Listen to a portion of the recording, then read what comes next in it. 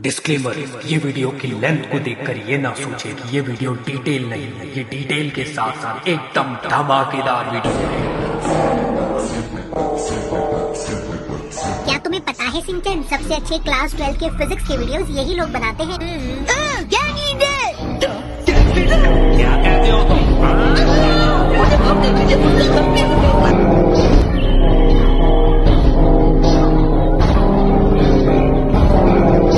Hello everyone, welcome my channel. तो कैसे हैं आप सभी लोग? तो आई होप सभी लोग बढ़िया होंगे, घर बैठे मस्त में आप लोग अपनी प्रिपरेशन कर रहे होंगे। जैसे ही आप सब लोग जानते हो कि हमारी गैंग लीडर सीरीज में हम लोग कवर अप कर रहे हैं हमारे वन शॉट सीरीज को, और आज मैं लेकर आया हूं चैप्टर नंबर 6 फिजिक्स का, जिसका नाम है इलेक्ट्रोमैग्नेटिक इंडक्शन। इसको हम लोग डिटेल में कवर अप करने वाले न्यू सिलेबस 2024-2025 के अकॉर्डिंग डिटेल में चैप्टर को समझेंगे, अच्छे से चीजों को कवर अप करेंगे और बोर्ड्स में तगड़े मार्क्स स्कोर करेंगे। तो बस आप लोग से एक छोटी सी रिक्वेस्ट रहेगी कि पूरे चैप्टर को देखने के बाद आप लोग को बस घर बैठकर अच्छे से एक बार रिवाइज करना है और क्वेश्चंस की प्रैक्टिस कर लेना। तो कोई भी एक अच्छा सा क्वेश्चन बैंक ले लो, उसके साथ आप लोग अपने घर बैठे सीमलेस प्रिपरेशन क्वेश्चन बैंक के साथ कर पाएंगे, क्योंकि घर बैठकर प्रैक्टिस करना बहुत इंपॉर्टेंट है। और अगर आप लोग मुझसे पूछते हो कि कौन सा बेस्ट क्वेश्चन बैंक रहेगा आपके फिजिक्स की प्रिपरेशन के लिए, तो वो रहने वाला है ओसवाल गुरुकुल का मोस्ट लाइकली क्वेश्चन बैंक, जिसके अंदर आप लोग को 2024-2025 के एग्जामिनेशन के अकॉर्डिंग सभी वैरायटी के क्वेश्चंस अवेलेबल है। इसमें आप लोग को assertion, reasoning, case study, MCQs ये सब भी इंक्लूड करके दिए गए हैं, और सभी की सभी चीजें आंसर्स के साथ है। दैट मींस ये बुक आप लोग की प्रिपरेशन के लिए बहुत ज्यादा बेस्ट होने वाली है। तो इस बुक को आप परचेज कर सकते हो और बोर्ड्स की प्रिपरेशन में अपना साथी बना सकते हो। स्पेशल 5% ऑफ की लिंक इस बुक की मैं डिस्क्रिप्शन में डाल दे रहा हूं, वहां से जाके आप लोग इस बुक को घर बैठे ऑर्डर कर पाओगे और घर बैठे one of the best preparation कर पाएंगे। और हाँ भाई, चैनल में आगे बढ़ने से पहले चैनल को सब्सक्राइब कर लेना, क्योंकि तुम्हारे भैया प्यारा कंटेंट इस चैनल पे हमेशा आप लोग के लिए लेकर आते रहेंगे। तो चलिए स्टार्ट करते हैं आज के इस चैप्टर को। स्टार्ट करते हैं हमारे नए चैप्टर को, जिसका नाम है इलेक्ट्रोमैग्नेटिक इंडक्शन। ये काफी इंपॉर्टेंट और एक मजेदार सा चैप्टर है, छोटू सा चैप्टर है। फटाक से इसको कवर अप करते हैं फिजिक्स के पॉइंट ऑफ व्यू से। तो क्लास 12 के पॉइंट ऑफ व्यू से हम लोग चीजों को देखने वाले हैं।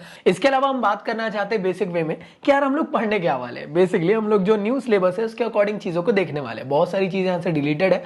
अगर आप लोग अलग अलग यूट्यूब के वीडियोस देखोगे तो उसमें काफी सारी चीजें आप लोग को गलत पढ़ाई जा रही है, बट हम कोशिश करेंगे कि आप लोग को एकदम स्ट्रिक्ट टू फॉलो अप रख सके न्यू सिलेबस के अकॉर्डिंग। क्लियर दोस्तों? सबसे पहले हम लोग electromagnetic induction, Faraday law, induced EMF and current के बारे में समझेंगे। लेंज लॉ समझने वाले, सेल्फ और म्यूचुअल इंडक्टेंस के बारे में समझने वाले। एडी करंट अगर आप सोच रहे हो तो वो सिलेबस से रिड्यूस हो चुका है। तो चलिए स्टार्ट करते हैं हमारे चैप्टर को। तो इंट्रोडक्शन में बढ़ने से पहले हम लोग समझ लेते हैं कि आखिर ईएमआई, इलेक्ट्रोमैग्नेटिक इंडक्शन, क्या चीज होता है बेसिक फॉर्म में। क्लियर दोस्त? तो जैसे कि आप सभी लोग जानते होंगे, पुराने चैप्टर्स को आप लोगों ने पढ़े होंगे, चैप्टर 1, 2, तो वहां पे आप लोगों ने कथा कहानी देखे होंगे कि यार हम लोग इलेक्ट्रिक फील्ड की वजह से मैग्नेटिक फील्ड बना सकते हैं। ये हमें पता है कि एक करंट कैरिंग वायर है, उसके अराउंड में मैग्नेटिक फील्ड प्रोड्यूस हो जाती है। तो यार एक साइंटिस्ट थे, वो बहुत ज्यादा क्यूरियस थे। उन्होंने सोचा यार क्या यार भाई, अगर इलेक्ट्रिक फील्ड से मैग्नेटिक फील्ड बनाई जा सकती है तो क्या मैग्नेटिक फील्ड से इलेक्ट्रिक फील्ड बनाई जा सकती है? तो उसके ऊपर ये स्टडी कर रहे थे, बट ऐसा पॉसिबल नहीं हो पाया कि यार इलेक्ट्रिक फील्ड से मैग्नेटिक फील्ड तो बन गई, लेकिन मैग्नेटिक फील्ड से इलेक्ट्रिक फील्ड नहीं बन पाए। फराडे भैया ने सोचे कि अगर यार भाई ये क्या चल रहा है, तो फराडे ने थोड़ा सा और इसको अच्छे से समझने की कोशिश करी, और बाद में उनको ये चीज समझ में आई कि भाई मैग्नेटिक फील्ड से इलेक्ट्रिक फील्ड नहीं, चेंजिंग इन मैग्नेटिक फील्ड से आप इलेक्ट्रिक फील्ड बना सकते हो। चेंजिंग इन मैग्नेटिक फील्ड का मतलब ये कि जहां पे मैग्नेटिक फील्ड बार बार बदल रही है, या मैग्नेटिक फ्लक्स बार बार चेंज हो रहे हैं। तो मेरे ख्याल से क्लियर हुआ। तो चेंजिंग इन मैग्नेटिक फील्ड के बारे में आप लोग को समझ में आया। तो याद रखिएगा, जो भी आप लोग चेंजिंग इन मैग्नेटिक फील्ड की वजह से करंट या ईएमएफ प्रोड्यूस करते हो, उसे ही कहते हैं induced current and induced EMF. और इस पूरे के पूरे फिनोमेना को कहा जाता है इलेक्ट्रोमैग्नेटिक इंडक्शन, जो कि वर्क करता है चेंजिंग इन मैग्नेटिक फील्ड की वजह से। तो मेरे ख्याल से आप लोग को इस चीज के बारे में समझ में आ गया होगा। ईएमआई के फिनोमेना को दिए गए थे माइकल फराडे भैया ने 1831 के अराउंड। इसके अलावा आगे बढ़ते हैं कि यार फराडे भैया ने कुछ ना कुछ तो पता किए होंगे ना, ऐसे कैसे यार कर लिए कि चेंजिंग इन मैग्नेटिक फील्ड की वजह से इलेक्ट्रिक फील्ड बन रही है। तो फराडे ने एक्चुअल में अपने एक्सपेरिमेंट करे थे, और फराडे के लगभग 3 एक्सपेरिमेंट है। तो चलिए एक एक करके इसको समझते हैं। तो पहले एक्सपेरिमेंट में उन्होंने क्या करे, देखो यार बेसिक सबसे पहली बार जो करा गया होगा उसमें क्या करे होंगे, उन्होंने बेसिक से एक कॉइल लिए होंगे जिसमें गैल्वेनोमीटर कनेक्ट होगा। गैल्वेनोमीटर इसलिए कनेक्ट किया गया है पता लगाने के लिए कि क्या उसमें करंट दौड़ रहा है कि नहीं। तो यार बेसिकली फराडे ने स्टार्टिंग में क्या करे होंगे, ये कॉइल लिए होंगे, उसके बाजू में बार मैग्नेट को ऐसे रख दिए होंगे, और उनको ये लग रहा होगा कि यार इसकी वजह से करंट दौड़ जाएगा। लेकिन अभी मैंने कहा चेंजिंग इन मैग्नेटिक फील्ड की वजह से ही करंट प्रोड्यूस हो सकता है, ना कि एक स्टेशनरी मैग्नेट जो रखा है जिसकी वजह से सिंपल मैग्नेटिक फील्ड की वजह से इलेक्ट्रिक फील्ड प्रोड्यूस हो सके। तो वो चीज तो फेल हो गई थी। तो फराडे भैया ने फिर एक्सपेरिमेंट दिए। सबसे पहले एक्सपेरिमेंट में उन्होंने क्या करे, एक्चुअल में उन्होंने करंट को प्रोड्यूस करे थे बाय मैग्नेट। अभी किस तरीके से करंट को मैग्नेट के थ्रू यहाँ पे प्रोड्यूस किया गया, बेसिकली उन्होंने क्या करे, इस तरीके की एक कॉइल लिए जिसको गैल्वेनोमीटर से यहाँ कनेक्ट कर दिया गया। क्लियर दोस्त।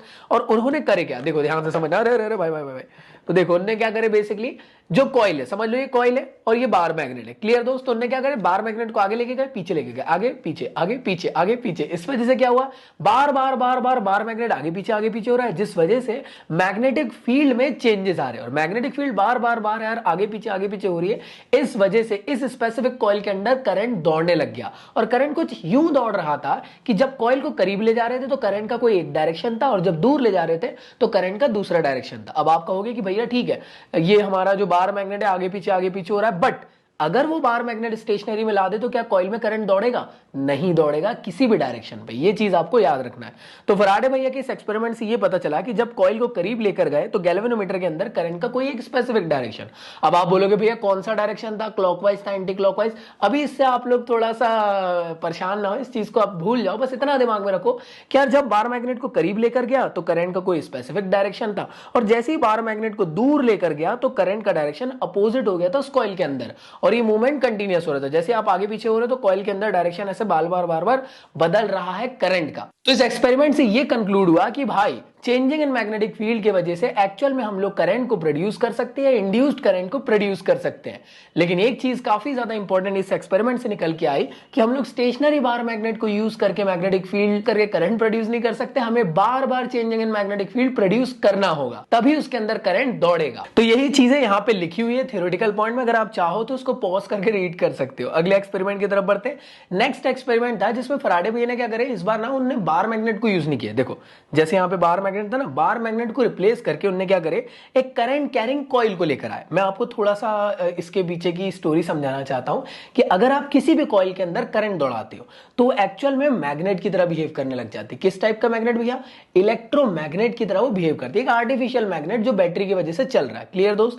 तो उन्होंने क्या करे, पहले उन्होंने बार मैग्नेट यूज करे थे, जो एक ओरिजिनल मैग्नेट था, उसकी जगह उन्होंने सोचा कि काम करता हूं आर्टिफिशियल मैग्नेट को यूज करके देखता हूं, इलेक्ट्रोमैग्नेट को। तो उन्होंने क्या करे, एक ऐसी कॉइल लिए जिसको उन्होंने, एक गलती हो गई यहाँ पे, आई एम रियली सॉरी, मैं इसको सही कर देता हूं। तो यहाँ पे चीज सही हो गई। तो जैसे कि उन्होंने करे क्या, बेसिकली बार मैग्नेट के रिप्लेसमेंट में उन्होंने एक ऐसी कॉइल को यूज करे जिसको उन्होंने बैटरी से कनेक्ट कर दिया। अब आप दिमाग लगाना, जैसे आप बैटरी ऑन करोगे तो उसके अंदर करंट जाएगा, हाँ है ना, वायर से करंट। और ये आप लोग को दिख रहा है किस्म से सोलेनॉइड या current carrying wire. Current carrying wire के अंदर मैग्नेटिक फील्ड प्रोड्यूस हो जाएगी। तो यार देखो ये भी क्या है, एक बार मैग्नेट की तरह ही दिखने लग गया, क्योंकि करंट कैरिंग कॉइल जो होता है वो एक्चुअल में बार मैग्नेट जैसे ही बिहेव करता है। समझ में आया? तो बेसिकली इस एक्सपेरिमेंट में क्या किया गया, जैसे लास्ट एक्सपेरिमेंट में बार मैग्नेट को आगे पीछे किया था, तो कॉइल क्या है, इस बार यहां पे कॉइल को स्टेशनरी रखा गया है। इस बार इन्होंने ये वाली जो नई वाली कॉइल है यहां पे जो यूज हुई है, कॉइल नंबर सेकंड, इसको उन्होंने बार मैग्नेट को जैसे आगे पीछे करके चेक किया गया था ना, सेम यहां पे भी किया गया। हुआ ये कि जब कॉइल करीब आई तो करंट का एक डायरेक्शन, जैसी कॉइल दूर गई तो दूसरा डायरेक्शन। ऐसा क्यों हो रहा है? क्योंकि करंट इसमें दौड़ रहा है, और करंट दौड़ने की वजह से यहां पे एक मैग्नेटिक फील्ड प्रोड्यूस हो गई है जो कि बार मैग्नेट के इक्विवेलेंट है। तो मैं कह सकता हूं कि इसको ले लो या बार मैग्नेट को ले लो, बात तो एक ही निकल के आ गई। तो पहले वाले एक्सपेरिमेंट में बार मैग्नेट की वजह से करंट प्रोड्यूस हुआ, यहां पे हम लोगों ने करंट को प्रोड्यूस करे with the help of current. तो अगर आप चाहो तो इसको पॉज करके रीड कर सकते हो, आप लोग को समझ में आ जाएगा। तो दोनों एक्सपेरिमेंट से हमको ये चीज समझ में आई कि रिलेटिव मोशन बहुत ज्यादा इंपॉर्टेंट है हमें, अगर किसी भी टाइप से कॉइल के अंदर करंट दौड़ाना है तो। यहां तक क्लियर, मतलब मोशन में कराना जरूरी है तभी करंट दौड़ पाएगा, अदरवाइज मोशन जैसे ही रोक दोगे करंट बंद हो जाएगा दौड़ना। किसके अंदर? ये कॉइल के अंदर। चलिए भाई, तो अगले एक्सपेरिमेंट की तरफ बढ़ते हैं। तो जो नेक्स्ट एक्सपेरिमेंट है, चलिए इसकी तरफ बढ़ते। तो यहां पे जो करंट प्रोड्यूस हुआ है एक्चुअल में चेंजिंग इन करंट की वजह से हुआ है। चेंजिंग इन करंट की वजह से मतलब क्या? देखो सेटअप समझो। इन्होंने क्या करे, सेम वही कॉइल जिसमें करंट दौड़ाना है उसको अपनी जगह पे रखे, और उसके बाजू में एक कॉइल और यूज करे जिसको बैटरी से कनेक्ट कर दिए। अब आप बोलोगे भैया पहले वाले में भी तो यही करे थे। हाँ जी, पहले वाले में भी यही करा गया था, लेकिन इसमें क्या किया गया है, एक की कनेक्ट कर दी गई है। की क्यों कनेक्ट की गई? जब आप बटन चालू बंद चालू बंद चालू बंद चालू करोगे तो क्या इसमें करंट वरी होगा बार बार? क्या करंट बार बार चेंज होते जाएगा? जब आप चालू करोगे तो धीरे धीरे करंट बढ़ेगा, फिर धीरे धीरे, मतलब बंद करने के बाद धीरे धीरे करंट जाएगा। धीरे नहीं जाता है करंट, लेकिन देखो समझो, ऐसा तो नहीं है ना कि डायरेक्टली 5 एम्पेयर करंट एकदम से दौड़ जाएगा, करंट ऐसी दौड़ेगा ना 1 एम्पेयर 2 एम्पेयर 3 एम्पेयर 5 एम्पेयर ऐसा। तो वरी किया ना, मैं ये कह सकता हूं कि यार एक टाइम पे करंट बदला, फिर उसके बाद भले कांस्टेंट हो गया, लेकिन जैसे ही बटन बंद करोगे तो क्या एकदम से 0 हो जाएगा? नहीं, पहले 5 4 3 2 इस तरीके से होगा। क्लियर है? तो क्या चेंजिंग इन करंट हो रहा है यहां पे। मतलब क्या कि एक्चुअल में ये वाली कॉइल में हम लोगों ने बटन को यूज करे और ये वाली कॉइल दोनों को स्टेशनरी में रखा गया। पहले वाले एक्सपेरिमेंट में ये चीज थी कि पहली कॉइल जो थी वो अपनी जगह पे थी और बार मैग्नेट और जो दूसरी कॉइल थी वो मूव कर रही थी। ये वाले एक्सपेरिमेंट में किसी का भी मूवमेंट नहीं हो रहा है, दोनों स्टेशनरी पोजीशन पे यहां पे बनी हुई है। ये वाली जो कॉइल है स्पेसिफिकली इसमें से बटन बंद चालू की जा रही है, जिस वजह से बार बार चेंजिंग इन करंट हो रहा है। और अगर चेंजिंग इन करंट होगा, दिमाग लगाना, अगर करंट बार बार कम ज्यादा हो रहा है तो क्या मैग्नेटिक फील्ड जो प्रोड्यूस हो रही है क्या वो भी चेंज होगी बार बार? बिल्कुल। तो चेंजिंग इन करंट की वजह से मैग्नेटिक फील्ड भी बार बार चेंज होगा और यही तो फिनोमिना है ईएमआई का, चेंजिंग इन मैग्नेटिक फील्ड कराना। और ये बंद चालू कराने की वजह से होगा क्या कि इसमें चेंजिंग इन मैग्नेटिक फील्ड होगी, जिसकी वजह से इस कॉइल के अंदर करंट दौड़ने लग जाएगा। तो इस एक्सपेरिमेंट के बारे में मेरे ख्याल से आप लोग को समझ में आ गया होगा। अगर आप चाहो तो उसको पॉज करके रीड कर सकते हो। इस एक्सपेरिमेंट से ये कंक्लूड हुआ कि रिलेटिव मोशन कराना जरूरी नहीं है। भले ही दो स्टार्टिंग के एक्सपेरिमेंट में ये कहा गया कि यार नहीं रिलेटिव मोशन जरूरी है, तभी चेंजिंग इन मैग्नेटिक फील्ड की वजह से करंट प्रोड्यूस हो सकता है। लेकिन याले एक्सपेरिमेंट ने ये कंक्लूड किया कि रिलेटिव मोशन कराने की जरूरत नहीं है। अगर आप चाहो तो करंट को ही बार बार बंद चालू मतलब कम ज्यादा करो, जिससे मैग्नेटिक फील्ड बार बार बदल सकती है और करंट दौड़ सकता है। तो अगर आप चाहो तो इसको इत्मीनान से रीड कर सकते हो, आप लोग को समझ में आ जाएगा। इसके बाद अब देखो यार, फराडे भैया ने एक्सपेरिमेंट करे तो यार अब लॉ तो देना जरूरी है ना, तभी तो समझ में आएगा कि एक्सपेरिमेंट कुछ काम का था। तो फराडे भैया ने ईएमआई के 3 लॉज दिए, काफी ज्यादा इंपॉर्टेंट। पहला लॉ एक्चुअल में बेसिकली ये कहता है कि चेंजिंग इन मैग्नेटिक फ्लक्स या चेंजिंग इन मैग्नेटिक फील्ड के वजह से एक्चुअल में एक इंड्यूस्ड ईएमएफ और करंट प्रोड्यूस होता है। ये है पहला लॉ जो एक्सपेरिमेंट का कंक्लूजन है। सेकंड लॉ फराडे का बेसिकली ये कहता है कि जो पहले लॉ में बताया गया ना कि इंड्यूस्ड ईएमएफ प्रोड्यूस हुआ है चेंजिंग इन मैग्नेटिक फील्ड की वजह से, उसी को आगे कंटिन्यू किया जा रहा है सेकंड लॉ में। तो सेकंड लॉ ये कहता है कि जो इंड्यूस्ड ईएमएफ प्रोड्यूस हुआ है एक्चुअल में वो डायरेक्टली प्रोपोर्शनल है changing in magnetic flux with respect to time के। मतलब कि ये कि अगर मैग्नेटिक फ्लक्स टाइम के साथ अगर कम ज्यादा होता है तो वो एक्चुअल में इंड्यूस्ड ईएमएफ में भी अफेक्ट करेगा। मेरे ख्याल से क्लियर है। तो आप लोग को ये चीज समझ में आ गई। एक चीज आप लोग देख रहे होंगे यहाँ पे प्रोपोर्शनैलिटी है। प्रोपोर्शनैलिटी हटाने पे एक कांस्टेंट आता है के, और के की वैल्यू 1 होती है और साथ में माइनस भी आ जाता है। आखिर ये माइनस क्यों आ रहा है? तो इस माइनस के बारे में हम लोग आगे समझेंगे। मेरे ख्याल से अभी आप लोग को यहां तक के चीजों को रखना है। तो आप में से काफी सारे लोग सोच रहे होंगे कि भैया आप बार-बार एक चीज कह रहे हो, इंड्यूस्ड ईएमएफ, आप इंड्यूस्ड करंट की तो बात ही नहीं कर रहे हो, क्योंकि ये भी तो चेंजिंग इन मैग्नेटिक फील्ड की वजह से प्रोड्यूस हो रहा है ना। याद रखना, चेंजिंग इन मैग्नेटिक फ्लक्स की वजह से इंड्यूस्ड ईएमएफ और इंड्यूस्ड करंट प्रोड्यूस होता है। तो फराडे के सेकंड लॉ ने तो बता दिया कितना ईएमएफ या इंड्यूस्ड ईएमएफ प्रोड्यूस हो रहा है, वो है -d∅dt। बट आपने अभी तक ये नहीं बताया कि इंड्यूस्ड करंट कितना प्रोड्यूस हो रहा है। तो बेसिकली आप जानते हो ओम्स लॉ। ओम्स लॉ के अकॉर्डिंग आप लोग को पता है कि यार फॉर्मूला क्या बन जाएगा, I which is equal to V/R। और आप लोग जानते हो चैप्टर 3 में हमने पढ़े हैं कि जो पोटेंशियल है वो एक्चुअल में ईएमएफ के बराबर होता है। V को मैं रिप्लेस करके E लिख सकता हूं, बिल्कुल लिख सकता हूं। और जो E की वैल्यू भी थोड़ी देर पहले हम लोगों ने कैलकुलेट करे वो थी -d∅dt, उसको आपको यहां पुट कर देना है। तो एक्चुअल में जो आपका इक्वेशन है वो बन जाएगा -1/r d∅dt। और मान लो कि अगर एक किसी स्पेसिफिक कॉइल के अंदर n नंबर ऑफ टर्न्स है तो यार जो करंट की वैल्यू है या इंड्यूस्ड करंट की जो वैल्यू है वो बन जाएगी -n/r d∅dt। तो मेरे ख्याल से तुम लोग को यहां तक की चीजें क्लियर हुई कि चेंजिंग इन मैग्नेटिक फ्लक्स या मैग्नेटिक फील्ड की वजह से इंड्यूस्ड ईएमएफ कितना प्रोड्यूस होता है, इतना, और कितना इंड्यूस्ड करंट प्रोड्यूस होता है, इतना। तो मेरे ख्याल से तुम लोग को यहां तक की चीजें समझ में आ गई होंगी। बढ़ते हैं नेक्स्ट लॉ की तरफ, जिसका नाम है फराडे का थर्ड लॉ। आप लोग को अभी थोड़ी देर पहले याद है एक्सपेरिमेंट में मैंने समझाया था कि यार बार मैग्नेट जब करीब आ रहा था तो करंट का एक डायरेक्शन, दूर जा रहा था तो अपोजिट डायरेक्शन। उसी जगह पे कॉइल जब करीब आ रही थी तो करंट का एक डायरेक्शन, दूर जा रहा था तो दूसरा डायरेक्शन। सेम जब एक स्पेसिफिक कॉइल को आपने स्टेशनरी में रखे थे और बटन बंद चालू कर रहे थे, जब आप चालू कर रहे थे तो करंट का एक डायरेक्शन, जैसे ही बंद कर रहे थे तो दूसरा डायरेक्शन।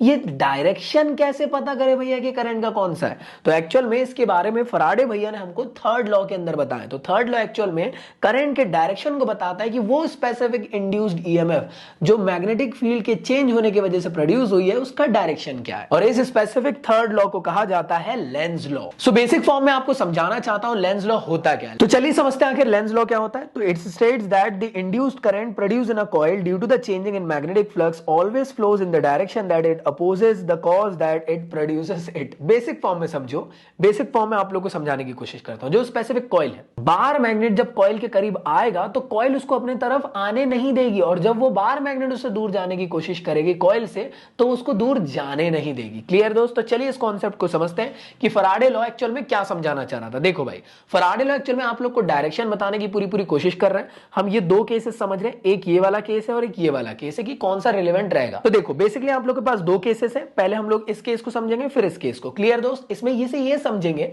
कि कौन सा केस सही तरीके से आपको एक्सप्लेन कर पा रहा है करंट का डायरेक्शन। यहां पे हमें अज्यूम करना पड़ेगा कि मान लो अगर करंट का क्लॉकवाइज डायरेक्शन है तो क्या एक्चुअल में ये वर्क कर रहा है, और अगर एंटी क्लॉकवाइज डायरेक्शन है तो क्या ये एक्चुअल में वर्क कर रहा है कि नहीं। क्लियर दोस्त? जब बार मैग्नेट करीब आ रहा है और दूर जा रहा है तब।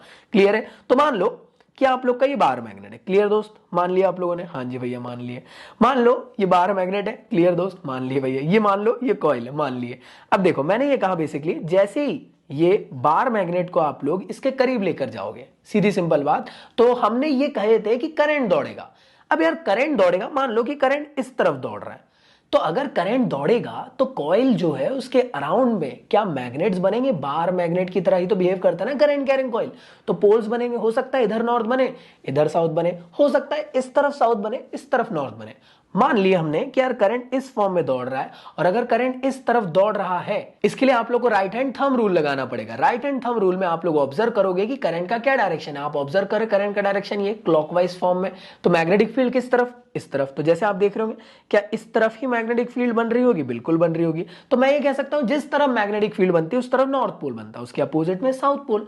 तो हमने एक ऐसी कंडीशन ली है जिसमें कि हमने माने कि यार ये क्लॉकवाइज फॉर्म में करंट दौड़ रहा है और इसके वजह से यहां पे नॉर्थ और साउथ बन रहा है। अब आप बोलोगे भैया ये पहले से दौड़ रहा था क्या? नहीं नहीं, जब बार मैग्नेट उसको करीब लेकर आए, हम कहते हैं ना कि बार मैग्नेट को करीब लाओ तो करंट का कोई एक डायरेक्शन, तो हमने मान लिए अभी के लिए कि यार जैसे हमने बार मैग्नेट को करीब लेकर गए तो यार कॉइल इस तरीके से करंट दौड़ा रही है, और उसके वजह से ये नॉर्थ पोल और ये साउथ पोल बन रहा।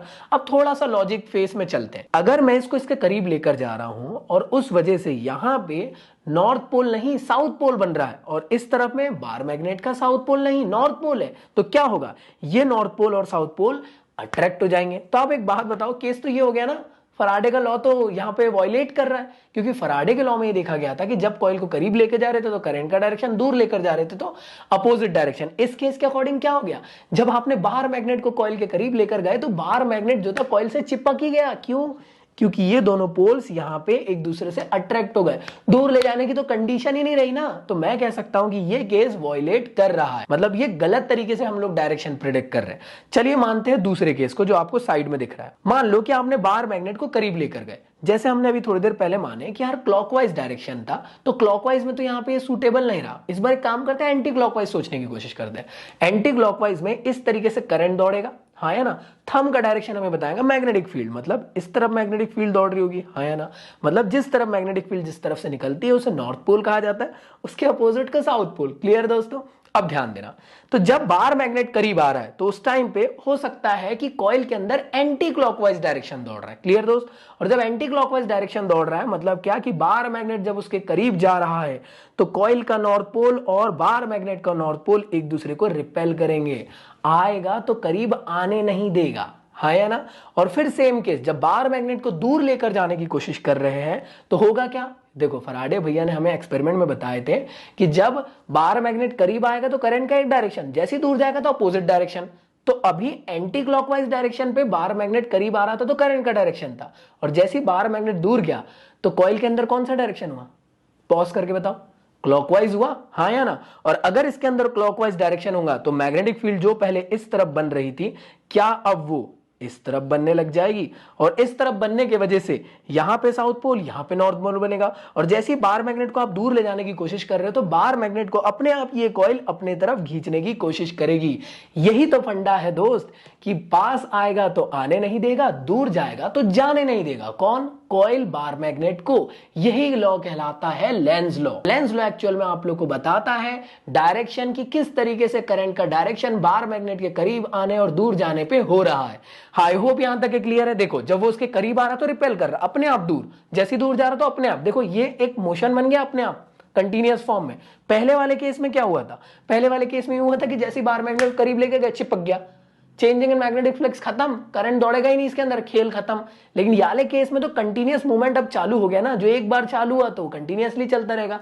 हाँ है ना, जब उसके करीब आएगा तो आने नहीं देगा, दूर जाकर जाने नहीं देगा, फिर खींचेगा, फिर भगाएगा, खींचेगा, भगाएगा। क्लियर दोस्त? इस तरीके से, इस वजह से ये एक्सपेरिमेंट के थ्रू हमने समझे कि एक्चुअल में इस फॉर्म में करंट दौड़ता है, और इस फॉर्म में आप लोग को एग्जाम में क्वेश्चन बन सकते हैं। तो याद रखना, लेंज लॉ आपको हमेशा याद रखना है, आएगा तो आने नहीं देगा और जाएगा तो जाने नहीं देगा। मेरे ख्याल से यहां तक क्लियर है। तो चलिए स्टार्ट करते हैं मोशनल ईएमएफ को। तो आखिर ये मोशनल ईएमएफ क्या है? लूज मोशन की वजह से नहीं, बहुत ही घटिया जोक दिया भैया। देखो अभी थोड़ी देर पहले आप लोग कहोगे कि भैया अभी पढ़ाए थे इंड्यूस्ड ईएमएफ होता है कुछ, जो कि मैग्नेटिक फील्ड बदलने की वजह से प्रोड्यूस हो रहा है। ये क्या, कौन सा टाइप का ईएमएफ है? एक्चुअल में हम लोग क्या करने वाले, एक ऐसे टाइप का यहाँ पे एक्सपेरिमेंट करने वाले जिसमें हम लोग करेंगे क्या, मैग्नेटिक फील्ड को स्टेशनरी में रख देंगे। क्लियर है भाई? मैग्नेटिक फील्ड को नहीं चेंज कर रहे हम लोग, वो अपनी जगह पे वैसी की वैसी है, लेकिन उस मैग्नेटिक फील्ड में कंडक्टर का मूवमेंट कराएंगे हम लोग। तो जब कंडक्टर का मूवमेंट होगा तो कंडक्टर पहले यहां था इस मैग्नेटिक फील्ड में, फिर अब यहां आ गया इस मैग्नेटिक फील्ड में, फिर यहां आ गया इस मैग्नेटिक फील्ड में। तो कंडक्टर के मूवमेंट की वजह से क्या कंटिन्यूअसली मैग्नेटिक फील्ड में चेंजेस आएंगे? तो क्या कंडक्टर के अंदर करंट या इंड्यूस्ड ईएमएफ दौड़ेगा? बेशक दौड़ेगा। तो ऐसा कॉन्सेप्ट जिसके अंदर कंडक्टर के मोशन की वजह से जो ईएमएफ प्रोड्यूस होता है उसे कहा जाता है मोशनल ईएमएफ। तो मोशनल ईएमएफ के अंदर होता क्या है बेसिकली, हम लोग इस कॉन्सेप्ट को समझने के लिए हमें एक बेसिकली यहां पे इस फॉर्म में मैग्नेटिक फील्ड को रखना होगा। जैसे आपको मैग्नेटिक फील्ड दिख रही है, मैग्नेटिक फील्ड के ऊपर हम लोग यू शेप्ड एक कॉइल रखने वाले। यू शेप्ड कॉइल दिख गई आपको, उसके ऊपर हम लोग रखेंगे एक रॉड को। क्लियर दोस्त? हमने क्या करें, इस रॉड को रखे और बेसिकली कर क्या रहे हैं, मान लो मैग्नेटिक फील्ड अंदर की तरफ है और मेरा हाथ कॉइल है और उसके ऊपर रखा हुआ है कंडक्टर। मैं क्या कर रहा हूं, यहां पे स्पेसिफिकली रॉड का मूवमेंट करा रहा हूं वी वेलोसिटी के साथ, खुद से मैकेनिकल पावर लगा के मैंने इसको धक्का मारा, वी वेलोसिटी के साथ ये आगे बढ़ गया। क्लियर है? जैसे ये आगे बढ़ा तो इसमें चेंजिंग इन मैग्नेटिक फील्ड हुआ और इस वजह से इसके अंदर इंड्यूस्ड ईएमएफ और करंट दौड़ने लग गया। ये हमें कैलकुलेट करना है। मान लो इस कंडक्टर की लेंथ L है और ये यहां से लेकर यहां तक की डिस्टेंस x है, और थोड़ा सा नामकरण दे रहे PQRS, स्पेसिफिक रेक्टेंगल का नाम हो गया यहां से यहां तक के। क्लियर दोस्त? और v वेलोसिटी के साथ ये आगे बढ़ रहा है। आप लोग को मेरे ख्याल से यहां तक की चीजें क्लियर हो चुकी होंगी। अब में से काफी सारे लोग कहोगे कि भैया इस कंडक्टर के अंदर करंट का डायरेक्शन क्या होगा, क्या इस तरफ करंट दौड़ेगा या इस तरफ दौड़ेगा? चलो इसको समझ लेते हैं। एक्चुअल में इसको समझने के लिए राइट हैंड पाम रूल की जरूरत है। हमने क्या करे, मान लिए कि करंट नीचे आ रहा है इस फॉर्म में, मान लो कि करंट नीचे आ रहा है। राइट हैंड पाम रूल क्या कहता है, पाम जो है इसमें ये जो होता है आप लोग का, एक्चुअल में ये होता है करंट का डायरेक्शन। ये जो आप लोग को चारों पांचों उंगलियां मतलब मेरा फिंगर का डायरेक्शन है, ये मैग्नेटिक फील्ड का डायरेक्शन। जो मेरा पाम है जिस तरफ फेस कर रहा है वो एक्चुअल में फोर्स होता है। तो ध्यान देना, समझो मैग्नेटिक फील्ड अंदर की तरफ। क्लियर? तो मैग्नेटिक फील्ड ऐसी, हाँ या ना, एग्री करते हो?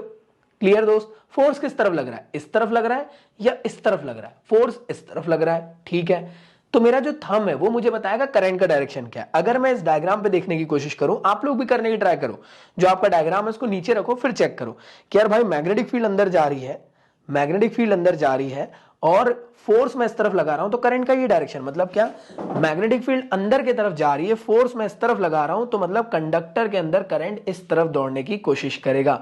मुझे आप लोग को एक छोटा सा क्वेश्चन देना है, अगर मैग्नेटिक फील्ड बाहर की तरफ आती रहती तो आप लोग को बताना है कंडक्टर का मूवमेंट इसी तरफ में, तो करंट का डायरेक्शन इस तरफ होगा या इस तरफ, या आप मुझे बताइए ऊपर की तरफ या नीचे की तरफ कमेंट बॉक्स में। चलिए, तो बेसिकली हमें करना क्या है, इसमें इंड्यूस्ड ईएमएफ निकालना है और उसी को इमोशनल ईएमएफ कहा जाता है। क्लियर दोस्त? जो कि मोशन की वजह से प्रोड्यूस हो रहा है। तो कैसे निकालेंगे, ईएमएफ निकालना है। ईएमएफ निकालने के लिए तो हमारे पास फैराडे का दूसरा लॉ है, उसके मदद से निकाल सकते हैं, लेकिन उसमें एक दिक्कत है कि हमें फ्लक्स की वैल्यू निकालना होगा। ये फ्लक्स होता क्या है, ये होता है बी डॉट ए। अब ये डॉट प्रोडक्ट है, डॉट हटाएंगे तो क्या आएगा, कॉस थीटा आएगा। यहां पे ऑब्जर्व कर रहे होंगे फ्लक्स की जरूरत पड़ रही है, उसमें एरिया की भी जरूरत पड़ रही है। तो पहले काम करते हैं, इस रेक्टेंगल का एरिया निकाल लेते। कितना होगा, यहां से लेकर यहां तक इसकी लेंथ L और ये x, तो कितना हुआ area, L into x area हुआ PQRS स्पेसिफिक रेक्टेंगल का। हमारे पास एरिया निकल गया। हम जानते हैं मैग्नेटिक फ्लक्स कितना होता है, B dot A. Dot product हटाओगे तो क्या आएगा, कॉस थीटा आ जाएगा। और कॉस थीटा की स्पेसिफिक वैल्यू क्या होगी, अब आप बोलोगे भैया थीटा की वैल्यू क्या होगी। थीटा मतलब डिपेंड कर रहा है कि एरिया किस तरफ जा रहा है, एरिया वेक्टर किस तरफ है और मैग्नेटिक फील्ड किस तरफ। देखो मैग्नेटिक फील्ड भी अंदर की तरफ है और एरिया ऑफ वेक्टर का भी डायरेक्शन उसी तरफ है, तो एंगल कितना बना, 0 डिग्री। तो कॉस 0 कितना हुआ, 1 हुआ, हाँ या ना। तो मैक्सिमम मैग्नेटिक फील्ड मुझे यहां पे निकल के आई। अब यहां पे जो एरिया था उसकी वैल्यू यहां पे रख दी है, तो एक्चुअल में फ्लक्स कितना हो गया, BLX। इसमें आप अच्छे से ऑब्जर्व करना, मैग्नेटिक फील्ड और जो लेंथ है वो तो यार आप लोग के ऐसा तो नहीं होगा ना कि यार ये जो स्पेसिफिक आपका जो कंडक्टर था, जैसे इसने मूवमेंट किया तो मैग्नेटिक फील्ड जो थी वो 3 टाइम्स हो गई, या जब ये मूवमेंट किया तो यहाँ पे आके श्रिंक हो गया, बड़ा हो गया। भाई वो तो कांस्टेंट ही रहे ना, लेकिन आप ऑब्जर्व कर रहे हो कि जैसे जैसे कंडक्टर आगे की तरफ मतलब मूवमेंट कर रहा है, अभी ये यहां था, अभी ये यहां हो गया, अभी ये यहां हो गया, जैसे ये मूवमेंट कर रहा है तो ये x की वैल्यू रिड्यूस हो रही है। क्या ये चीज वेरिएबल है? हाँ जी। तो एक्चुअल में x की वैल्यू वेरिएबल है, बाकी ये दो चीजें ये क्या है? कांस्टेंट, ये नहीं बदलने वाले। क्लियर दोस्तों, हमारे पास फाई की वैल्यू निकल गई है। हमें क्या करना है? बेसिकली इसको रख देना है फराडे भैया के दूसरे लॉ के अंदर।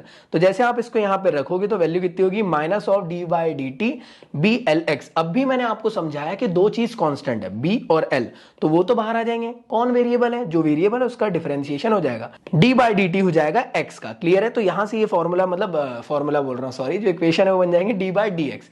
डी एक्स क्या है? एक्स क्या थी? एक्स मतलब लेंथ थी, और टी क्या है? टाइम है। तो मुझे एक बात बताओ, क्या है डिस्टेंस अपॉन टाइम हुआ? डिस्टेंस अपॉन टाइम क्या होता है? स्पीड। कितनी स्पीड थी? मतलब किस स्पीड के साथ भाग रहा है, किस वेलोसिटी के साथ? वी वेलोसिटी के साथ। तो क्या मैं डी बाई डी टी को या D x by D T को वी से रिप्लेस कर सकता हूं? वेलोसिटी से बिल्कुल कर सकते हो, लेकिन आप एक चीज बताना, जैसे जैसे ये इस तरफ आएगा इसकी वेलोसिटी यहां पे आके ऐसा तो नहीं होगा नहीं फेंका जाएगा, नहीं, ये यहां पे आके रुक जाएगा। तो मुझे एक बात बताओ, जैसे जैसे इस तरफ जा रहा है वेलोसिटी डिक्रीज हो रही है, और अगर वेलोसिटी डिक्रीज हो रही है तो एक्सेलरेशन नेगेटिव में जाएगा। एक्सेलरेशन नेगेटिव में जाएगा तो वेलोसिटी को नेगेटिव में हम लोग यहां पे लिखेंगे।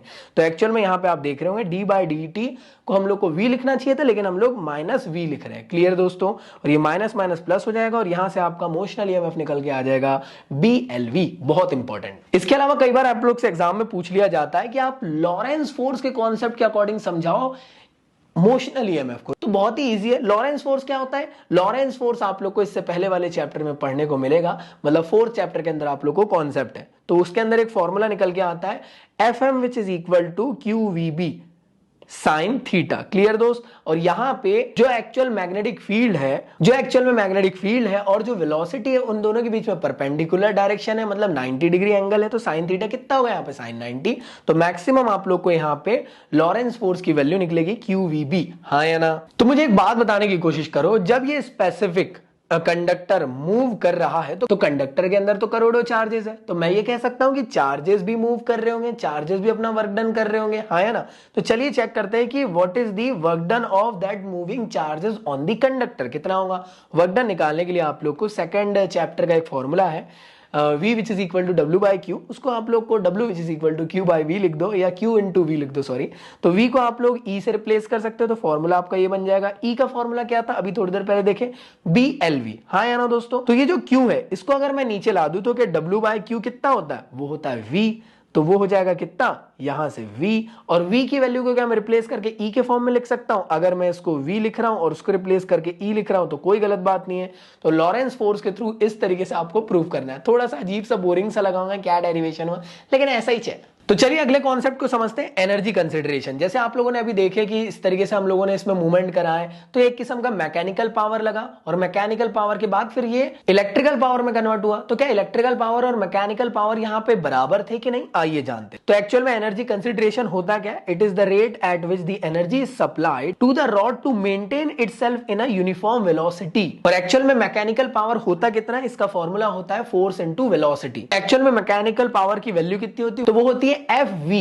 यहां तक क्लियर है? अब आप बोलोगे भैया मुझे ना मैकेनिकल पावर निकालना है, तो आप लोग बोलोगे कि भैया ठीक है, V की वैल्यू तो समझ में आ रही है, लेकिन ये F क्या है? फोर्स कैसे निकालेंगे? तो फोर्स को निकालने के लिए बहुत ही बेसिक फॉर्म में आप लोग को फॉर्मूला लगाना है, जो कि होता है F which is equal to IBL। अब आप बोलोगे IBL ठीक है भैया, लेकिन इसमें ना करंट की वैल्यू कितनी है? तो करंट निकाल लेते सबसे पहले, ओम्स लॉ जानते हो, I which is equal to V by R। V को E फॉर्म में लिख सकते, तो E बाय R हो जाएगा। हाँ या ना? और E की वैल्यू होती है BLV, जो कि हम लोगों ने अभी थोड़ी देर पहले मोशनल ईएमएफ समझे, तो BLV बाय R हो जाएगा। तो ये आपकी वैल्यू करंट की आ गई। इस करंट की स्पेसिफिक वैल्यू को आपको इस फोर्स पे रख देना है। जैसे आप इसको रख दोगे तो आपका आंसर आ जाएगा, और जैसे आप इसको यहाँ पे रखोगे तो ये फॉर्मूला इस तरीके से बन जाएगा, B 2 टाइम्स हो जाएगा, L 2 टाइम्स हो जाएगा, और फॉर्मूला जो है आप लोग का फोर्स का वो बन जाएगा ये वाला B square V L square upon are.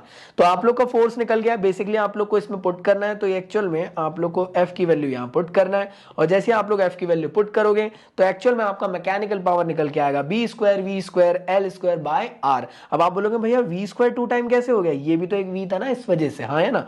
F की वैल्यू यहाँ पुट करें तो ये वी भी इसके साथ एड ऑन हो गया ये वाले फॉर्मूले के साथ। तो आप लोग का मैकेनिकल यहाँ पे निकल के आ गया कि जब आप लोगों ने वी वेलोसिटी के साथ मैकेनिकल पावर लगाए थे तो वो कितनी थी, लेकिन जब वो मूव कर रहा था तो उस टाइम पे इलेक्ट्रिकल पावर भी जनरेट हुई, तो एक्चुअल में उसकी वैल्यू क्या मैकेनिकल पावर के साथ बराबर आती है कि नहीं, चलिए उसको कैलकुलेट करते हैं। तो आप जानते होंगे एक्चुअल में हो क्या रहा था, बेसिकली तो यही हो रहा था ना, जो आपने एनर्जी सप्लाई करे थे एक्चुअल में रॉड को in the form of mechanical mean, तो एक्चुअल में वो क्या कन्वर्ट हो रही थी इलेक्ट्रिकल एनर्जी में, बिल्कुल हो रही थी, तभी तो इंड्यूस्ड ईएमएफ प्रोड्यूस हो रहा था ना। समझ में आया। जब तक अगर आप इसको खुद से मूव नहीं कराते तो क्या इसके अंदर इंड्यूस्ड ईएमएफ प्रोड्यूस होता, नहीं होता। अगर आप उसको स्टेशनरी में रखे रहते मैग्नेटिक फील्ड में, कुछ नहीं होने वाला था। तो जब तक आप लोगों ने खुद से यहाँ पे पावर नहीं लगाए तब तक कुछ नहीं हुआ था। तो इस वजह से हम लोग यहाँ पे इस चीज को भी चेक कर रहे हैं। एक्चुअल में अगर मैं बात करूं यहाँ पे पावर जो है एनर्जी के फॉर्म में वो कितनी है, तो अगर मैं बात करूं आप लोग को एनर्जी के फॉर्म में पावर कितनी है, तो वो है वी आई, और आप जानते हो वी को हम लोग ई के फॉर्म में लिख सकते हैं, तो P which is equal to E I हो जाएगा। अब यहाँ पे अच्छे से ऑब्जर्व करना है ई की वैल्यू कितनी होती है, ई विच इज इक्वल टू होता है बी एल वी। तो एक्चुअल में हम लोगों ने इसकी वैल्यू को रख दी है बी एल वी, और जो करंट की वैल्यू आई थी आप लोग की एक्चुअल में जो थोड़ी देर पहले निकाले थे वो ये रही। तो इसकी वैल्यू और यहाँ पे ई की वैल्यू, दोनों की वैल्यू को आपको पुट कर देना है, तो ये हो जाएगा बी 2 टाइम्स एल 2 टाइम्स और वी 2 टाइम्स। तो यहां से आपका जो पावर की वैल्यू बन जाएगी एनर्जी के फॉर्म में वो बन जाएगी B square V square L square by R. तो मुझे एक बात बताओ, क्या जो इलेक्ट्रिकल एनर्जी निकल के आई है और जो मैकेनिकल एनर्जी निकल के आई है, क्या ये दोनों सेम है? बिल्कुल सेम है, 2000% सेम है। समझ में आया सब लोग को? तो मेरे ख्याल से तुम लोग को यहाँ तक की चीजें समझ में आ चुकी होंगी। आई होप तुम लोग को अच्छे से क्लियर है यहाँ तक के सभी चीजें। तो इंडक्टर क्या करता है, इंडक्टर भी एनर्जी स्टोर करके रखता है, लेकिन in the form of magnetic field. Capacitor किस फॉर्म में करता है, इलेक्ट्रिकल फील्ड के फॉर्म में एनर्जी को स्टोर करके रखता है। क्लियर दोस्तों यहाँ तक के? तो ये बहुत ज्यादा इंपॉर्टेंट है। देखो जिस तरीके से सोलेनॉइड दिखता है ना, उसी फॉर्म में बाई इंडक्टर भी होता है। क्लियर दोस्त? जैसे आप करंट दौड़ाओगे तो यहाँ पे मैग्नेटिक फील्ड यहाँ पे प्रोड्यूस हो जाएगी, वही इंडक्टर है। अब ये इंडक्टर का फिनोमेना काफी ज्यादा इंपॉर्टेंट है। याद रखना इंडक्टर एक डिवाइस है। इंडक्टेंस वर्ड जब भी यूज होगा, इंडक्टेंस, तो याद रखना वो उस प्रॉपर्टी के बारे में बात कर रहा है जिसपे इंडक्टर वर्क करता है। और जब भी आप लोग देखते हो इंडक्शन वर्ड यूज होता है, इंडक्शन, इंडक्शन मतलब कि वो फिनोमेना जिसपे इंडक्टर वर्क करता है। समझ में आया? इंडक्टर डिवाइस है, इंडक्टेंस प्रॉपर्टी है, और इंडक्शन क्या है, वो फिनोमेना है जिसपे इंडक्टर वर्क कर रहा है। क्लियर दोस्त? तो हमें पढ़ना है यहाँ पे इंडक्शन के बारे में। इंडक्टेंस का फिनोमेना ये कहता है कि जितना ज्यादा आप करंट प्रोवाइड करते जाओगे उतना ज्यादा चेंजिंग इन मैग्नेटिक फील्ड यहाँ पे प्रोड्यूस होंगे। तो इंडक्टेंस का फिनोमेना ये समझाता है कि यार जैसे जैसे आप लोग इस स्पेसिफिक इंडक्टर के अंदर करंट दौड़ाओगे वैसे वैसे मैग्नेटिक फील्ड में चेंजेस आएंगे। क्लियर दोस्त? बेसिक सी बात है। अगर करंट कम दौड़ाओगे तो इसमें मैग्नेटिक फ्लक्स कम प्रोड्यूस होंगे। तो इंडक्टेंस ये कहता है कि मैग्नेटिक फ्लक्स जो इंडक्टर के अंदर प्रोड्यूस हो रहे हैं वो डायरेक्टली प्रोपोर्शनल है जितना करंट उसमें प्रोवाइड हो रहा है उसके। तो इसी के हिसाब से दो फिनोमेना यहां पे निकल के आता है। पहला होता है सेल्फ इंडक्टेंस, दूसरा होता है म्यूचुअल इंडक्टेंस। तो चलिए देखते हैं कि आखिर सेल्फ इंडक्टेंस क्या होता है। सेल्फ इंडक्टेंस बेसिक फॉर्म में समझने की कोशिश करना, जिस करंट से वो पैदा हुआ उसी को बाद में वो अपोज करता है। मतलब क्या?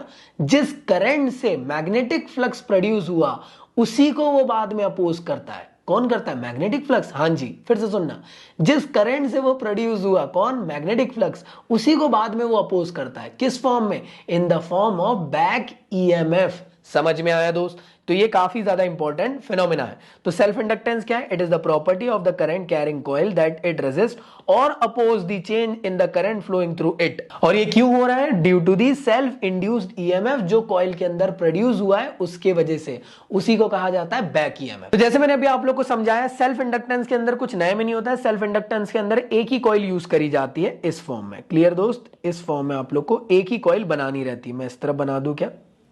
चलो मैं इस तरह बना देता हूं। तो जब भी आप सेल्फ इंडक्टेंस का डायग्राम बनाओगे तो आप लोग को कॉइल बनाकर आना जरूरी है। क्लियर दोस्तों? और इस तरीके से करंट का उसमें डायरेक्शन बता देना। इस तरीके से करंट का डायरेक्शन, इस तरीके से मैग्नेटिक फ्लक्स का डायरेक्शन, और एक काम करना, एक छोटा सा इस तरीके से डिनोशन भी दे देना कि इस तरह बैक ईएमएफ आने वाला है। क्लियर दोस्त? ये डायरेक्शन किसका? बैक ईएमएफ का। क्यों? क्योंकि जिस करंट से वो प्रोड्यूस हुआ, कौन? एक्चुअल में बैक ईएमएफ जिस करंट से प्रोड्यूस हुआ उसी को वो अपोज कर रहा है। क्लियर दोस्तों? तो एक डायग्राम जरूर बना के आना। सेल्फ इंडक्टेंस के अंदर एक ही कॉइल यूज होती है। क्लियर भाई लोग?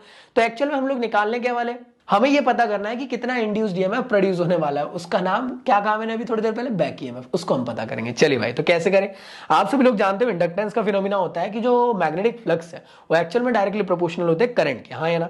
जब भी आप प्रोपोर्शनैलिटी कांस्टेंट हटाओगे सेल्फ इंडक्टेंस के केस में, तो एक प्रोपोर्शनैलिटी कांस्टेंट आएगा जिसे हम लोग कहते हैं सेल्फ इंडक्टेंस कांस्टेंट, जिसे हम लोग कहते हैं एल, और उसे ही कहा जाता है सेल्फ इंडक्टेंस। और एल की वैल्यू कितनी होती है? फाई बाय आई, या मैं कह सकता हूं एन नंबर ऑफ टर्न्स है उसके लिए कितना हो जाएगा? L which is equal to N phi by I. तो मेरे ख्याल से तुम लोग को क्लियर हो चुका है। इसी को हम लोग को फर्दर सॉल्व करते हुए चलना है। तो बेसिकली हम लोग करने क्या वाले हैं, ये जो आई की वैल्यू इसको इधर ट्रांसफर कर देंगे तो हमारी इक्वेशन बन जाएगी N phi which is equal to L I. Basically करने क्या वाले, बोथ साइड हम लोग यहाँ पे डिफरेंशिएट कर देंगे विद रिस्पेक्ट टू टाइम के। अब आप बोलोगे भैया ऐसा क्यों कर रहे हैं? एक्चुअल में ऐसा इसलिए किया जा रहा है क्योंकि देखो यहाँ पे फाई है, अगर मैं इसको डिफरेंशिएट कर दूं विद रिस्पेक्ट टू टाइम के, तो क्या ये ईएमएफ में कन्वर्ट हो जाएगा?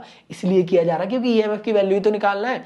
देखो बोथ साइड हम लोगों ने इंटीग्रेट कर दिया, एन की वैल्यू कांस्टेंट है तो बाहर आ जाएगी, यहाँ पे एल खुद एक कांस्टेंट है तो वो बाहर आ जाएगा, तो यहाँ पे डेरिवेटिव कौन बनेगा? आई का यहाँ पे बनेगा और यहाँ पे फाई का बनेगा। क्लियर दोस्त?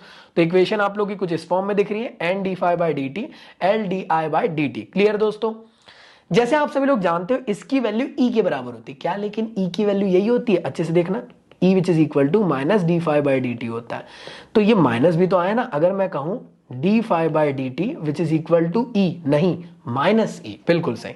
तो इसको रिप्लेस करके मैं माइनस ई रख दूंगा, तो जैसे ही मैं इसको रिप्लेस करके माइनस ई रख दूंगा, तो जैसे मैं इसको रिप्लेस करके माइनस ई रख दूंगा, एन नंबर ऑफ टर्न्स के लिए ले रहा हूं। अब ये मत बोलना कि भैया E which is equal to तो minus D phi by D T होता है, एन नंबर ऑफ टर्न के लिए एन आ जाता है, तो इस वजह से N D by D phi by D T which is equal to minus E हो जाएगा। तो इसको रिप्लेस करके मैं ई लिख दूंगा, नहीं माइनस ई लिखूंगा, और ये माइनस उस तरफ चल जाएगा और आप लोग के पास पता चल जाएगा बैक ईएमएफ होता है minus L D I by D T, जो कि सेल्फ इंडक्टेंस के केस के अंदर निकल के आता है। इसके बाद एक काफी इंपॉर्टेंट लाइन लिखी हुई है, अगर आप लोग से रिक्वेस्ट है मेरी एक छोटी सी कि भाई इसको पॉज करके पढ़ लो, बैक ईएमएफ क्या होता है। क्लियर है भाई? इसके बाद एक काफी इंपॉर्टेंट डेरिवेशन निकल के आता है, एग्जाम में कई बार पूछा जाता है, self inductance of long solenoid के बारे में बताओ। तो बेसिकली मुझे पहले ये बताओ मैग्नेटिक फील्ड कितनी होती है सोलेनॉइड के अंदर? वो होती है कितनी?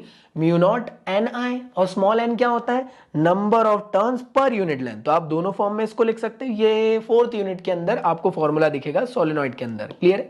तो ये दोनों केसेस आप ले सकते। हमें बेसिकली निकालना क्या है? हमें बेसिकली निकालना है सेल्फ इंडक्टेंस की वैल्यू एक सोलेनॉइड के लिए। सेल्फ इंडक्टेंस की वैल्यू मतलब एल की वैल्यू क्या आएगी वो पता करना है। तो अब आप बोलोगे भैया इसको कैसे कैलकुलेट करना है? इसके लिए सबसे पहले आप लोग को मैग्नेटिक फ्लक्स पता करना पड़ेगा सोलेनॉइड के अंदर कितने प्रोड्यूस हो रहे हैं, तो वो हो रहे बी ए। अब ये बी ए तो ठीक है, मैग्नेटिक फील्ड कितनी हो रही भैया? तो मैग्नेटिक फील्ड अगर आप पूछते हो तो सोलेनॉइड के अंदर मैग्नेटिक फील्ड इतनी होती है। आप लोग को स्मॉल एन वाले फॉर्म में नहीं रखना है, कैपिटल एन वाले फॉर्म में रखना है, काफी इंपॉर्टेंट है, वही आपको आगे समझ में आने वाला है कि क्यों रख रहे हैं। तो आप लोग को मैग्नेटिक फील्ड का फॉर्मूला ये वाला रखना है। तो देखो आपने ये वाला फॉर्मूला रख दिया, जैसे आप लोगों ने रखे इसके बाद बेसिकली करना क्या है, बोथ साइड एन से इंटू कर देना। इधर से भी, अरे अरे अरे भाई भाई, इधर भी आपने एन से इंटू करें, इधर भी आपने एन से इंटू करें। क्यों करें? पहले से तो यहाँ एन था, कर दो यार, इधर भी एन से इंटू करो, इधर से भी करो।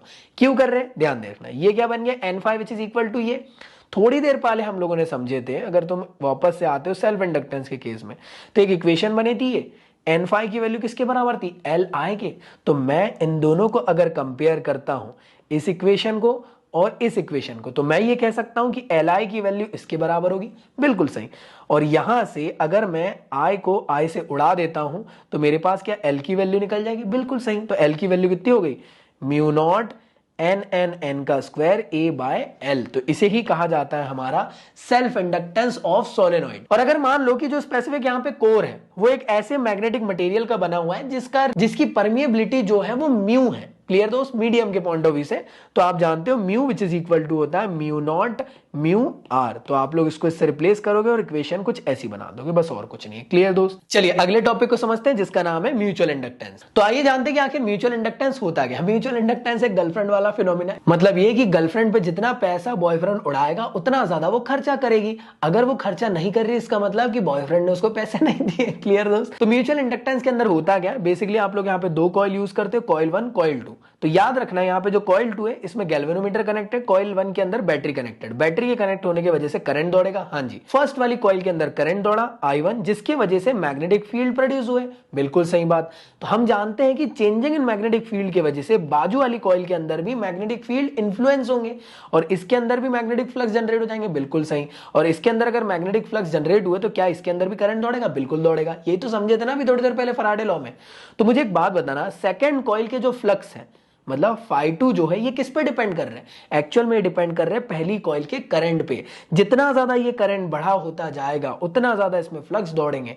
जितना ज्यादा ये कम हो रहा है इसका मतलब कि करंट की वैल्यू कम आ रही है। इसलिए मैंने थोड़ी देर पहले कहा कि जितना ज्यादा बॉयफ्रेंड खर्च करेगा उसकी गर्लफ्रेंड पे उतना ज्यादा वो खर्चा करेगी। अगर वो खर्चा कम कर रही है मतलब बॉयफ्रेंड ही पैसे नहीं दे रहा है। समझ में आया कि नहीं दोस्तों? हाँ जी। तो मैं ये कह सकता हूं कि इंडक्टेंस का फिनोमिना तो होता है phi which is equal to I, लेकिन यहां पे म्यूचुअल इंडक्टेंस केस में phi2 जो है वो डायरेक्टली प्रोपोर्शनल है I1 के। समझ में आया? मतलब ये जो फ्लक्स है ये डिपेंड कर रहा है पहली वाली कॉइल के करंट के। तो अगर मैं प्रोपोर्शनैलिटी कांस्टेंट हटाऊं तो यहां पे कितना आ जाएगा? M आ जाएगा और M को ही कहा जाता है म्यूचुअल इंडक्टेंस। क्लियर दोस्त?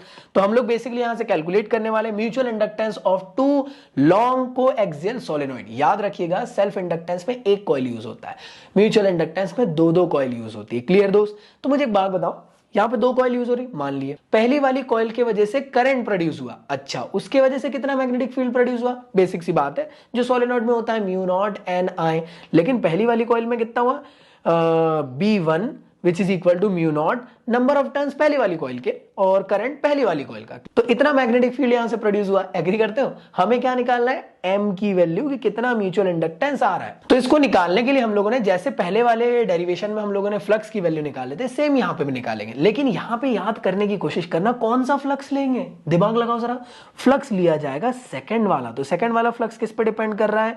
तो सेकंड वाले फ्लक्स के लिए कितना फॉर्मूला बन जाएगा? सेम वही mu naught which is equal to BA, लेकिन n नंबर ऑफ टर्न है तो n भी लगा दो, ऐड कर दो। क्लियर दोस्त? लेकिन आप अच्छे से ऑब्जर्व करना जो सेकंड वाली कॉइल का जो फ्लक्स है वो किस पे डिपेंड कर रहा था? पहली वाले कॉइल के करंट और उसकी मैग्नेटिक फील्ड पे। इसलिए हम लोगों ने यहाँ पे B1 लिए ना कि B2। यहाँ पे एरिया A और n नंबर ऑफ टर्न्स। आप में से काफी सारे लोग बोलेंगे ये n कौन सा है? एक्चुअल में ये जो कैपिटल N है ये सेकंड नंबर की कॉइल की बात कर रहा है क्योंकि इसके फ्लक्स की बात हो रही है। तो इसमें कितने नंबर ऑफ टर्न्स है उसकी बात हो रही है। तो बेसिकली अगर आप में से कोई भी कहता है कि इस n की वैल्यू क्या होगी, इस n की वैल्यू होगी n which is equal to कितना हो जाएगा? वो हो जाएगा N2L। क्लियर दोस्त? ये कैसे आया? अरे N2 which is equal to N by L ना। क्लियर दोस्त? तो यहां से हम लोग इस पे वैल्यू पुट करने वाले हैं। जैसे आप देख रहे होंगे ये वैल्यू रही यहाँ पे, ये एरिया रहा यहाँ पे, और जैसे आप ऑब्जर्व कर रहे होंगे ये रही मैग्नेटिक फील्ड जो कि ये वाली आप लोगों ने अभी थोड़ी देर पहले यहाँ पे पुट करे। और जो आप ऑब्जर्व कर रहे होंगे जो म्यूचुअल इंडक्टेंस वो होता है phi बाय I। क्लियर दोस्त? तो यहाँ पे I1 जो है इसको यहाँ पे नीचे ला लो, phi2 बाय I1 हो जाएगा और ये स्पेसिफिक इक्वेशन आपकी बन जाएगी। अब आप बोलोगे phi2 बाय I1 ये क्या है? अभी थोड़ी देर पहले हम लोगों ने देखे थे म्यूचुअल इंडक्टेंस की वैल्यू। अगर मैं इसको इधर भेज दूं तो जो M की वैल्यू है वो बन जाएगा μ2 अपॉन I1। क्लियर दोस्त? और इस स्पेसिफिक इक्वेशन को आप लोगों ने इससे रिप्लेस कर दिए तो M की वैल्यू आपकी स्पेसिफिकली ये निकल के आ गई। और यहां पे जो N2 N1 है, क्या मैं इसको इस फॉर्म में लिख सकता हूं? N2 को N1 बाय L, N2 को लिख सकता हूं N2 बाय L। बिल्कुल सही। तो उसको आप लोग इस फॉर्म में लिख दो। जैसे आप उस फॉर्म में लिखोगे तो एक L से एक L काट देना, आपकी इक्वेशन ये बन जाएगी। ये कहलाता है म्यूचुअल इंडक्टेंस। इसके अलावा बेसिक सी बात कि अगर आप लोग का यहाँ पे मतलब कि मीडियम एयर है तो ये फॉर्मूला बनेगा, और अगर कोई स्पेसिफिक दूसरा मीडियम है तो उसके लिए बस यहाँ पे म्यू की which is equal to value हो जाएगी म्यू नॉट म्यू आर। क्लियर दोस्त? इसकी वैल्यू यहाँ पुट कर दो। मैग्नेटिक मटेरियल बदलने की वजह से यहाँ पे फॉर्मूले में चेंजेस आ जाएंगे। सो आई होप आप लोगों को ये वीडियो अच्छा लगा होगा और आप लोगों ने सभी चीजों को अच्छे से कवर अप कर लिए होंगे। बस आप लोग से रिक्वेस्ट है कि पूरे चैप्टर्स को एक बार अच्छे से रिवाइज भी कर लेना हमारे प्रीमियम नोट्स से। जो प्रीमियम नोट्स है उसमें स्पेशल ऑफर चल रहा है, तो अगर आप चाहो तो उसको डाउनलोड कर सकते हैं। डिस्क्रिप्शन में प्रीमियम नोट्स की लिंक आपको मिल जाएगी जिसमें आप लोग को मेरे प्यारे नोट्स पीडीएफ फॉर्म में मिलने वाले, उसको आप डाउनलोड करके प्रिंट आउट करवा लेना। कहां से डाउनलोड करना है तो आप लोग मेरे प्लेटफॉर्म की वेबसाइट या फिर एप्लीकेशन से डाउनलोड कर सकते हो। दोनों की लिंक डिस्क्रिप्शन में मिल जाएगी। वहां से जाके आप लोग सीमलेस डाउनलोड कर पाएंगे, घर बैठे आप लोग रिवाइज कर पाएंगे। तो मिलता हूं नेक्स्ट वीडियो में, जब तक के लिए गुड बाय।